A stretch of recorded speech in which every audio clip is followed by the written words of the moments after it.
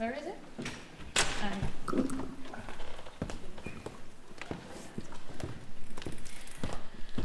Okay, so let's dig in with our municipal partners. Yuri Piccioni. You're a member of the HR department at the Municipality of Genoa. You are lead of the LGBTQIA+ office and the Wellbeing Equal Opportunities office. Can you shortly tell us what main aspects you worked on during the DiGiN project? Good afternoon, everyone. First of all, it's a pleasure to be here, really. As the Municipality of Genoa, we were responsible for work package number 3, which was about coalition building of employee networks. And of course, the general goal of the project DiGiN is to build and foster safer and better working environment in the municipalities. So the work package that we were responsible for was about finding out how. So first of all, we carried out a survey in the 3 municipalities, in Rotterdam, Ghent and Genoa. Different surveys according to the different contexts that we have. And then we carried out online meetings with representatives of employee networks of these municipalities in order to find out how they work, both internally and externally. And as a result of this survey and work, we were able to draw some guidelines in order to help and assist municipalities who want to set up coalition buildings of employees. So this was the task that we had. Yes, so your work package focused on coalition building within municipalities. Arnoud Lankriet, you have worked for several Flemish NGOs advocating against racism and discrimination, and you currently work part-time for the city of Ghent on inclusive HR policies. You're also the co-founder of All Things Human, in case somebody wants to hire you. Go look it up. A cooperative of diversity trainers. Can you shortly tell us what your main aspect was, what you worked on in this project? Yeah, good afternoon, everyone. In one word, it was about the strategy. So the implementation of long-term DEI strategies. The reason that this part of the project was allocated to Ghent is because there has been a strategic framework for a number of years. So for the people who don't know Ghent, it's the 3rd city of Belgium. It's also a port city, a bit like Rotterdam, a bit smaller, but with a long history of laborers and migration, and it's also a diverse city in many visible and invisible ways. And so there has been a strategic framework that had a certain duration of 5 years, from 2021 to 2025. So it's ended now. And there is a new strategy still being developed. It's not finished yet, but we were taking part in the DiGiN project to have a look on how long-term strategies can be implemented. So we did a lot of work on that, but I can come back to that later. Yes, we'll hear more about how to implement strategies in a bit. Next to me, I have Emmy van Gennep. You are the founder and program manager of the inclusivity panel for the city of Rotterdam, which you founded in 2019. And because, as you say, there was little to no action towards this topic within the municipality at the time. Tell me about your role in the DiGiN project. Yes, so yeah, like you said, in 2019 we already installed the inclusivity panel. And within this project, we, as part of the team, so Rocher Kunjbari also, he's the photographer, and we built and designed a course on how to create your own inclusivity panel. And we wanted to give that to other cities, so we gave that to Genoa and Ghent. Yeah, and it was a very interesting journey together, which we will talk about now, I think. Yeah, so part of the project was the inclusivity panel, but actually maybe Arnoud, can you tell us about your experience forming an IP in Ghent? How did that happen? Well, it didn't yet, but the process is interesting to share a few words about. So yeah, like Emmy explained, we followed the online course with a number of participants. Let's say 15 people spread throughout the organization of the municipality. So this was last year, and then afterwards, over the past months, we did some more foundational work. So we made the results of the online course very visible, and the claims or the requests that we had towards the organization for setting up an inclusivity panel. We wrote it down. We had people signing it. We just started with 20-25 people spread throughout the organization to sign this kind of claim or question to the organization. Unfortunately, the situation today is that there has not yet been a decision by an official formal decision and a budget, etc., for setting up the inclusivity panel formally. But the foundational work is still being done, so we will not be sitting and waiting forever. In a few weeks and months, we will knock on the door again, and I guess that we won't stop until at some point there will be like Jerry said, an inclusivity panel. I see my colleague Jeffrey that was speaking a few minutes ago. He's already nodding. So you see that we have some allies, not just here, but in the municipality, that won't give up until we have it. Before I go back to Yuri, can you, if someone asks you, how do you define an inclusivity panel? Can you just tell us in a nutshell what it's about? Yeah, sure. So the inclusivity panel is a group of people, of co-workers, working throughout the whole municipal organization. We actually formed a community that gives advice to the organization on all certain topics, but all related to DEI. So actually, it's a community within the organization that tries to create change, I would say. Yeah. Nice. So we just heard from Arnoud that the foundation is there, but more work is still needed. Yuri, how was it for you to try and set up an inclusivity panel in Genoa? And can you, borrow the microphone? Just like Rotterdam, just like Ghent, we do not have an IP set up yet, but we are working on it, and it's a very challenging work because we had 10 people taking part in the Rotterdam training course, people belonging to different departments of the municipality, and so the first part of the challenge is preserving their interest in this topic and make something concrete out of it. So this is the first part of the challenge. The second part of the challenge is about finding the right spot for this new structure within the architecture of the municipality. So we are working on that, and we are at a very good point.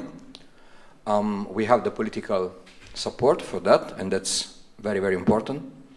And I would also say that the most positive thing is that we found interest in the colleagues of mine who took part in the training course, and the willingness to be active and to do something.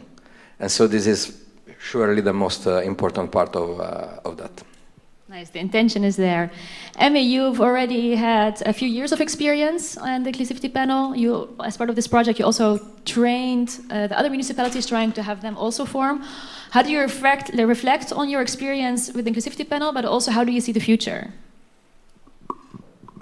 Yeah, well, first of all, it was really amazing to meet people from Ghent and Genoa who also were interested in starting this kind of movement. So, like meeting them online, and it was really cool to share that experience and also to hear their results. Like, there are people committed to it. And I think for us, the inclusivity panel within Rotterdam, it also helped us because we got to learn more what our biggest strengths are within our inclusivity panel, and how we can form towards the next coming years. So in the past years, we also created a new plan for the future. And here on the slide, you can see like what our focus points will be. So the main goal is like to be this community within the organization, to give voice to the marginalized groups, connects individual cases within the organization to the culture, the teams, and patterns within the organization. To connect the city with the organization and build a network that from people that are committed to DEI within the organization. So our most strengths are like that we are experience sharing, the voice of the workplace, we do pattern thinking, and we are a critical mirror. Also, independence of our network is really important. Also, like Jerry said already in his speech, so I think that's really important for us. And the connections we made. And that's also why I wanted to tell you about the next ID we have, which is a future network. We call it the ISNIP, the International Solidarity Network of Inclusivity Panels. So actually what we want to do is build an international community of people who are working within organizations towards DEI in community-based organizations like the inclusivity panels. We already start talking about that with Yuri and Arnoud to just give each other support, advice, or just energy to keep on going, because it's also a long struggle sometimes just to keep each other motivated. So it's also a call to you. If you have any interest in forming an inclusivity panel, please feel free to contact us. We also have like formats created in this project on how to build your own inclusivity panel. So yeah, you can download it, but also get in contact with us to build a bigger movement. So yeah, please do that. Thank you. Part of the DiGiN project was coalition building, as you already heard from Yuri. Arnoud, you already had some employee resource groups. Is that how we call it? ERC? Yes, employee resource groups. I have it correct. You already had some at Ghent, and yeah. So which groups did you already have, and how did that maybe change during the project? Yeah. So ERGs, employee resource groups, or in Ghent we call them the personeelsnetwerken. So for a number of years, I think around 4 years now, we have 3 groups. One of them is called Roze Neuzekes, or the Pink Noses. It's a group of colleagues from LGBTQI+ communities. Then there is a group of people with a migration background, or colleagues with a migration background, which is called LINK. And then thirdly, there is AHA, a group of colleagues with a disability or working disability or chronic illness. Yeah, so those groups have been around for a couple of years, and actually they are doing fantastic. They are doing amazing work. They are more and more appreciated also. So they have been, they're doing more formal activities around a certain subject, but also informal. New Year's drinks, lunch talks, and etc. And they are very much appreciated for that, and also growing in visibility, because still, you know, Ghent also is a municipality of around 7,000 employees, and still a big number of them don't know the employee networks yet, but more and more people do. Yeah. 2 more things about that. First of all, a lot depends on the key members. So there's, for each of the 3 networks, there are a handful of key members, and they are really important. They do a lot of work in the working time, outside of the working time, and they are actually what is, I think, the most important work done now in Ghent for the moment. And then secondly, in terms of alliance, between them, or coalition, this is also a work in progress. The need is there. So the 3 employee networks that I was talking about, they feel the need to get their voices together to be more heard, like strengthen each other, and they do it like from time to time. Every 3 or 4 times a year, they get together for brainstorming sessions, etc. But so it can be also more institutionalized and formalized, and why not via a extra layer of the inclusivity panel. Yeah, thank you. Yes, I think it's very interesting to see how different networks work together and what they can achieve together, and like separate and together. They both have their aims. How is it any different from Ghent in Rotterdam? Yeah, well, at first I thought we were very different.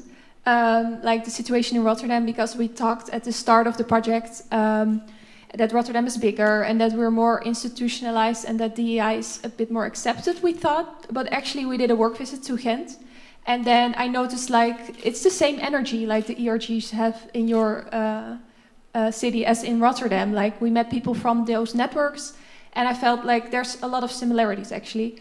For example, you have Roze Neustigers and we have our Pride, which is the LGBTQI plus organization within the, or our ERG within the organization. So I think I found out there were more similarities than differences. So it's the enthusiasm, but also the challenges we still face, like getting to know more colleagues, being more visible, getting more funding. So we also all have a lot of the same challenges. And with Genoa, to make a bridge, it was different because in Genoa there were no ERGs yet, so no coalition networks yet. And also because Genoa is kind of a city of traditions and regulation, it's more like Italian character. It was more institutionalized. And for example, they also have a lot less bicultural workers within their organization. So there were a lot of differences. But I think we also learned a lot from that, from like visiting Genoa, because we learned that, for example, they have a really good network with the private parties within their town to create valuable change in the city. So they also have a lot, there's also a lot of value in the institutions they have, because it also brings more long-lasting change. So that was very interesting. Well, we already heard how the context of Genoa was different from both Ghent and Rotterdam. How would you describe the context of Genoa and how it impacts the building of coalition? But also based on this project, what recommendations do you have for other people on coalition building in the municipalities or workplaces? Yes, the context is very, very different. The Genoa context is different from both Ghent and Rotterdam. The framework is different. The composition of the workforce is different. And so we are more homogeneous in the workforce. And this means that the need for advocacy is less felt as a priority. We have differences, but we are still unfortunately, discussing about a difference in age and difference in gender. Can you explain a bit about the age? Like, why is age a big deal in Genoa? Yeah. I thought that was really interesting. Yeah, because the workforce of the municipality of Genoa is composed by 5,000 people. The average age is 54 years old. And we have a fracture between the elderly one and the youngsters. So there is a lot of clash in offices and departments because there is a great difference. And this difference is reflecting in how people carry out their work and their behavior somehow. So I would say that recommendation for ERGs, first of all, try to find out what is missing in your organization. Where is the need? What is lacking? And the other recommendation is very close to that, that is invest a lot in building relationship with people. Energy and time spent in discussing with people, knowing people better, knowing each other better, is the most important investment that you can do if you have to build a coalition of employees. Nice. Yeah, I think I forgot who. I think it was Rocher, who's also part of the program, who said it's all about people in the end. I think it was you who said those wise words. We should not forget the people because eventually we do it for them. We also heard already that it's really nice to have those informal drinks or have like a potluck dinner once where everyone brings their own food and we share and we talk. But that all will not bring any change if it's not accompanied by a DEI strategy, which was also part of the DiGiN project. Emmy, what are the most important lessons learned for you in implementing or how to implement a DEI strategy? Yeah, so first of all, the DEI strategy, so it came from Ghent, and I think the whole document is very valuable, so please go and read it. I think it's very interesting. But one of the recommendations that really stood out for us was the recommendation to install a lab, which is a local advisory board, or in Dutch, een raad van advies. And this is what we started doing in the beginning of the project. And it's a group of people who are co-workers who are experienced and have a big internal network and a lot of working years. And you can ask, or we as an inclusivity panel can ask them for advice and support on really complex questions. So we started asking managers and people from our network to join our lab. And now we have an installed lab of 9 co-workers. And we meet every 3 months. So for us it's really valuable because it gives us support and also gives us some way to go if we cross over with really complex questions. So that's really nice. Yes, thank you. So labs, form labs. Yuri, how was it for you to try and implement? Do you have a DEI strategy, a clear DEI strategy, and what did you learn throughout this project on the importance of doing it? We, thanks to the DiGiN project, we are making a lot of improvements in defining our DEI strategy, because we were missing a method. Now the method that have been developed with the project is revealing very helpful in helping us setting a clear DEI strategy.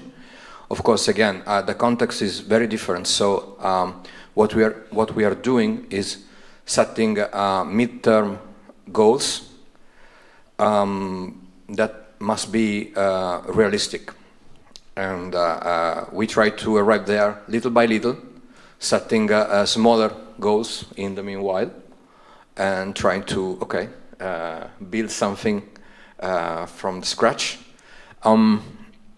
And we are also having, we have had in 2025 a change in the political government of the city.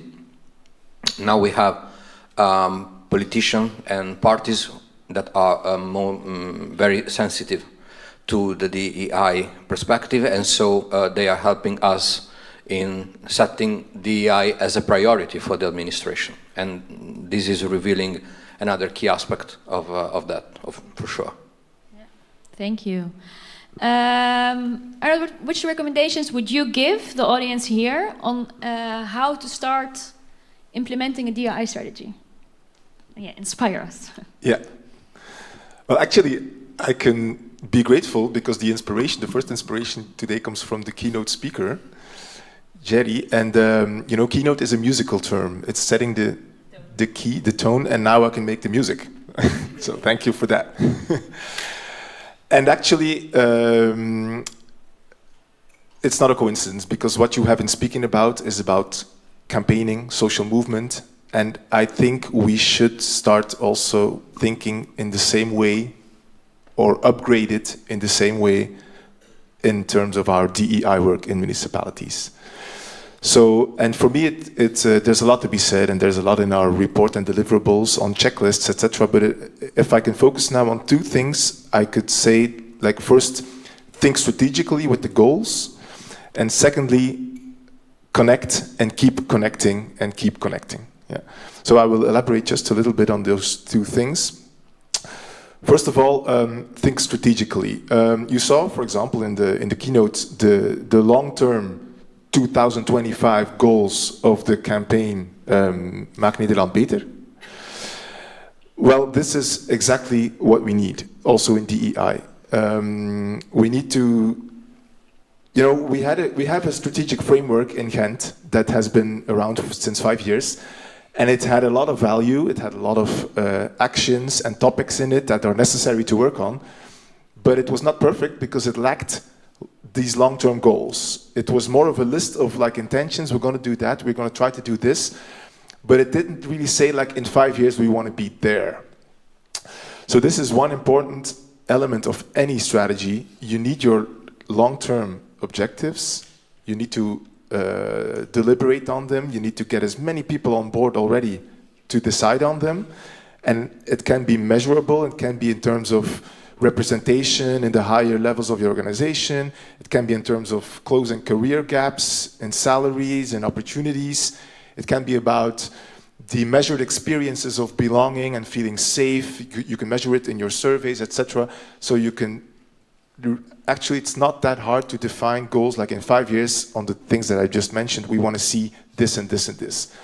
And then it makes it possible for all the actions that you are maybe already doing, the lunch talks and the awareness and the differences in your recruitment procedures, etc. The things that you may have already been doing but are a bit like incoherent, you can in this way make it a lot more coherent, monitor it throughout the years, and don't give up until you are where you want to be. So that's the strategic approach.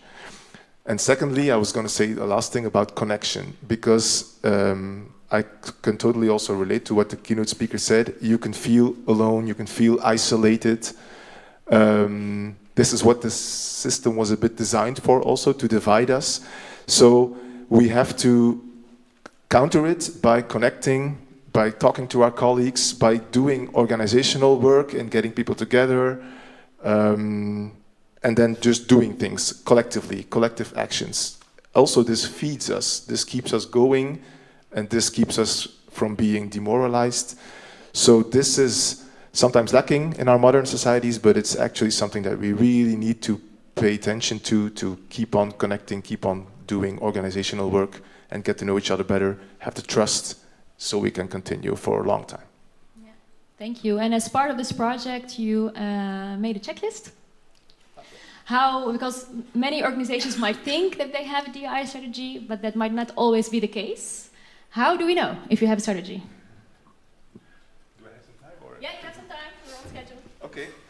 Yeah, this is a fun thing actually to do.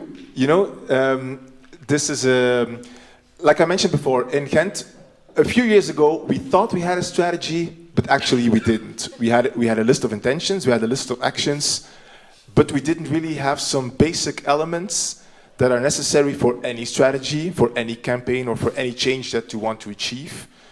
So also for diversity, equity, and inclusion in municipalities.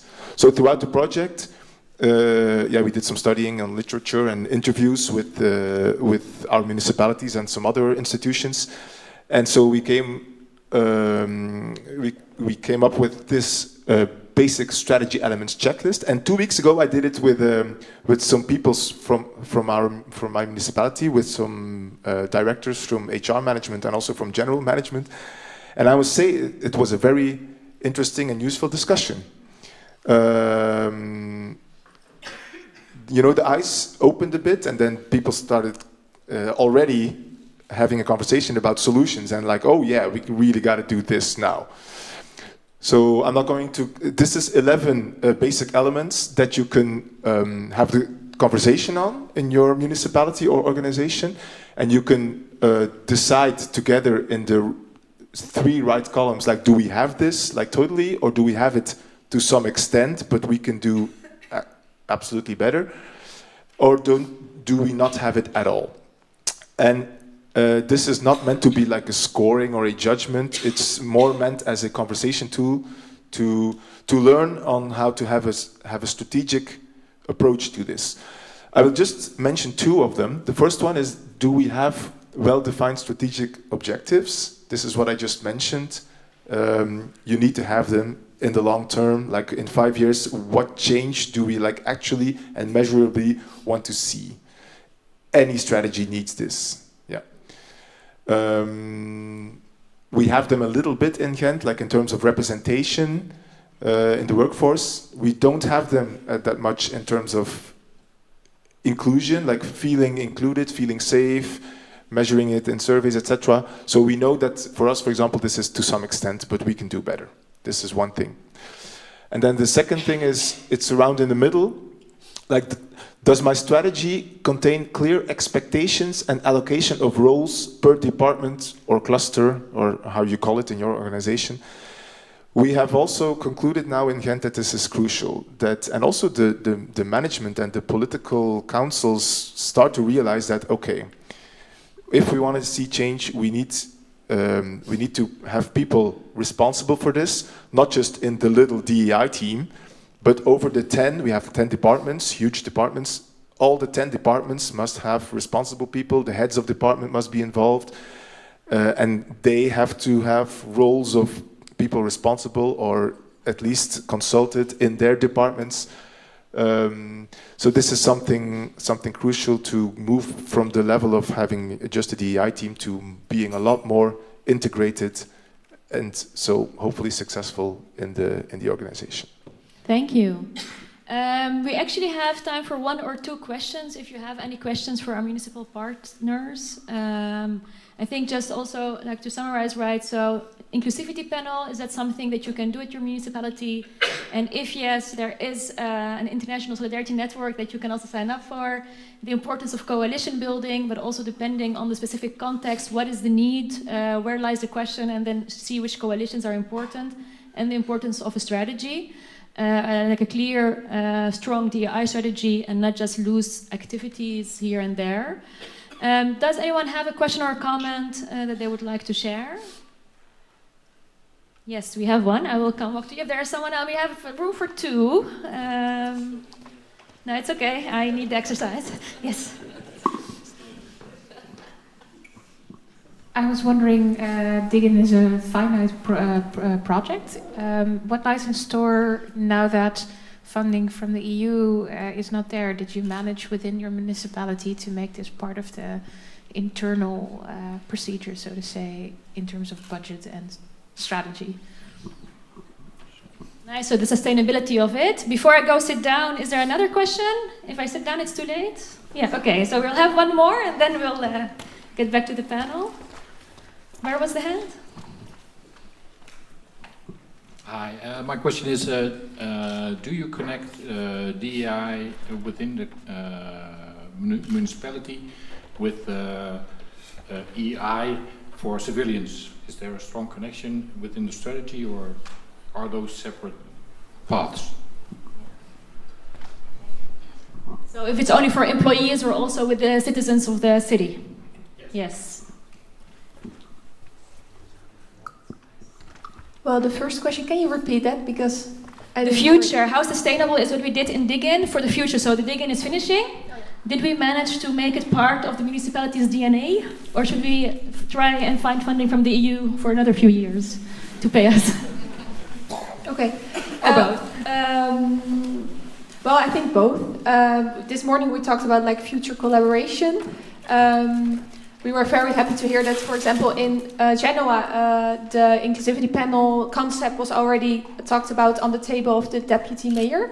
So it has really a future, but we still need to work on it. I think we just need more support and more funding, and so yeah, I think it will go on, but we have a strong base now, and I don't know if you agree. No, of course, we are making a lot of effort in setting up the inclusivity panel, and of course we cannot stop here. So we will have, for sure, further talking and relation in order to bring the experience in general. But I think I'm not too far in saying that in Italy there is nothing like an inclusivity panel. Maybe there is something in Bologna, which is the city, the Italian city, which is the most advanced on this kind of topic.